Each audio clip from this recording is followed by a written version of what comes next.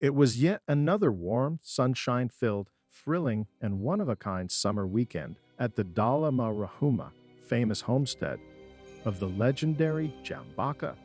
storyteller, Chief Leonid Ongoda, famed for his signature method and teachings in his uniquely captivating and worth listening to oral narratives that captured timeless truths hinged on important as well as cardinal immutable universal laws that secretly moved the universe in every time frame since time immemorial, and were worth noting for the ones of whom wisdom, and not just intelligence, had meaning, purpose, or importance in their lives. In his generation, as well as in the previous ones, it was true that many inhabitants of the sanguine planet that he lived in were painfully finding it more and more of a reality that the ever-increasing challenges of this world were not successfully dealt with that much through the employment of intelligent methods or techniques in problem solving, but were actually successfully dealt with and overcame when more of wisdom-inspired methods rather than intelligence-engineered models became an integral part of the equation from which the long-term, pragmatic, or practical solutions to real-life challenges would stem from or be found. Inasmuch as he migrated and now lived in a distant Piney Mamiviero, land of mystery, that is revealed for the first time in this Sagana story.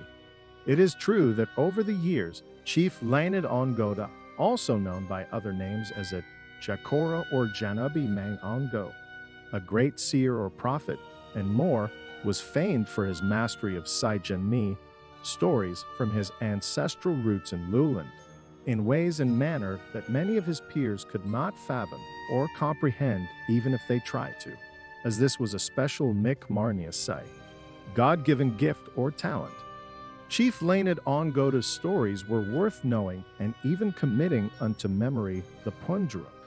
teachings from them, especially to they who were focused on not only just living in this world and riding the clock of time and crossing its longitudes, but also in defeating the world by successfully attracting unto themselves long-term peace, harmony, true wealth, love, security, and joy into their very own lives, as well as the lives of their loved ones.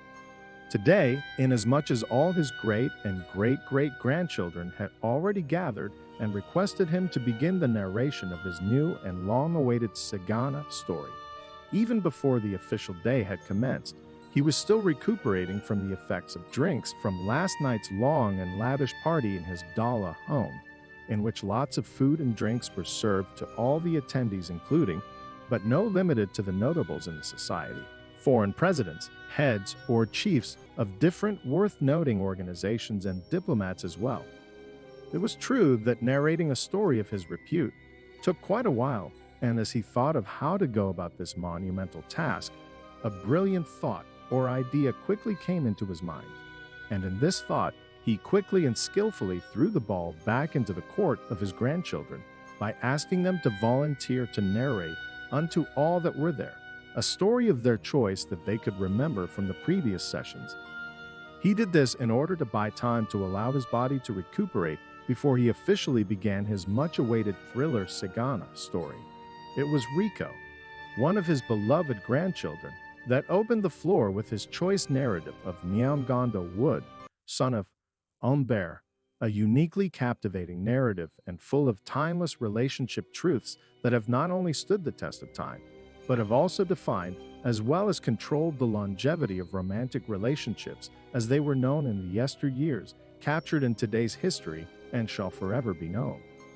With vibrant energy evident in his voice as well as great eagerness in his face, it wasn't long before Rico seized this golden opportunity and started his narrative by saying, Chan Gai Lala. A long time ago,